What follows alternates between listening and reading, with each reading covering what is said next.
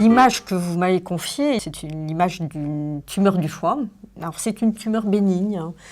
C'est pas habituel, c'est pas les tumeurs les plus fréquentes, hein. Tout au début, on n'imaginait pas que des tumeurs tellement rares, hein, allaient nous mener si loin dans la dissection des différents sous-types d'adénomes du foie. Et on a maintenant décrit plus de 7 types moléculaires d'adénomes hépatiques qui sont définis par des mutations somatiques, donc des mutations de gènes qui sont présents, ces mutations uniquement dans la tumeur, hein, et qui définissent des groupes moléculaires pour lesquels on peut avoir ensuite des marqueurs qui peuvent aider au diagnostic. Et sur cette image, en fait, c'est l'exemple d'un adénome qui est activé pour la voie bêta-caténine, et on voit que la tumeur est marquée en noir par la cible de bêta-caténine dans la tumeur et pas dans le foie non tumoral. C'est très aidant en fait pour les anatomopathologistes, hein, parce qu'ils peuvent utiliser en fait ces marqueurs pour mieux diagnostiquer le type de nodule, hein, qui est développé en fait chez un patient, et mieux le discriminer aussi d'ailleurs d'une tumeur maligne. Chaque tumeur est finalement le résultat d'une combinaison unique d'environ entre 20 et 60 gènes, disons, mutés dans chacune des tumeurs. Donc c'est vraiment, finalement, une tumeur est comme un assemblage de cellules et un clone qui est unique, qui ne ressemble pas à celui d'un autre patient. Mais les classifications moléculaires nous permettent de réduire aussi cette complexité et de tester des sous-groupes dans des systèmes cellulaires ou dans des systèmes chez l'animal, et tester donc des nouveaux agents thérapeutiques qui pourront être, on l'espère, utiles dans le futur aux patients. L'hypothèse générale, c'est que le cancer se développe après des altérations génétiques et épigénétiques du génome,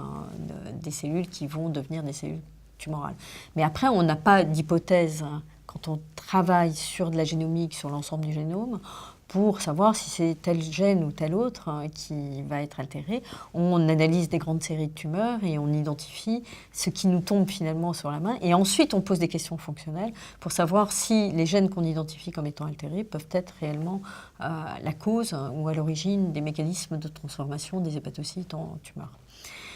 C'est exactement dans ce contexte-là qu'on a identifié le rôle du virus AAV2. Par hasard, en faisant le séquençage, on trouve une séquence qui est étrange. Ce n'est pas une séquence humaine. On cherche quelle est l'origine de cette séquence et on trouve que ce sont des séquences correspondant au virus AAV2 qui étaient insérées. Et ces insertions surviennent à proximité d'oncogènes et vont systématiquement activer des oncogènes, comme le gène de la cycline A2 ou de la cycline E1, qui sont des gènes très importants pour le contrôle du cycle cellulaire et donc vont favoriser la progression dans le cycle cellulaire et l'absence de contrôle de ce cycle. Donc on a trouvé un groupe de tumeurs qui sont activées pour les cyclines A2 ou E1 et qui sont des tumeurs très agressives et qui ont un stress réplicatif important, donc une caractérisation des remaniements chromosomiques très particuliers et spécifiques en fait de ces insertions virales à proximité donc de ces gènes. Par la suite, évidemment, on a aussi des hypothèses pour aller mieux cibler en fait ces défauts du stress réplicatif, et certaines drogues peuvent être candidates et certaines thérapies peuvent être candidates comme étant plus actives probablement dans ces sous-types de tumeurs et pourront être testées après dans des essais thérapeutiques. On est entouré de plus en plus de toxiques, des polluants aussi dans l'environnement, qui sont relativement mal étiquetés aussi dans leur capacité ou pas à promouvoir et à induire des tumeurs. Et là encore, quand on analyse en fait les tumeurs avec ces techniques de séquençage et surtout les techniques d'analyse bioinformatique un peu sophistiquées pour identifier ces signatures moléculaires, et bien ça nous permet aussi d'identifier des nouvelles signatures qui peuvent être le résultat de polluants ou d'expositions qui sont pour l'instant à déterminer, mais dont il faudrait comprendre en fait à quel agent exactement, par quel agent elles sont causées. Et ça ouvre la porte à une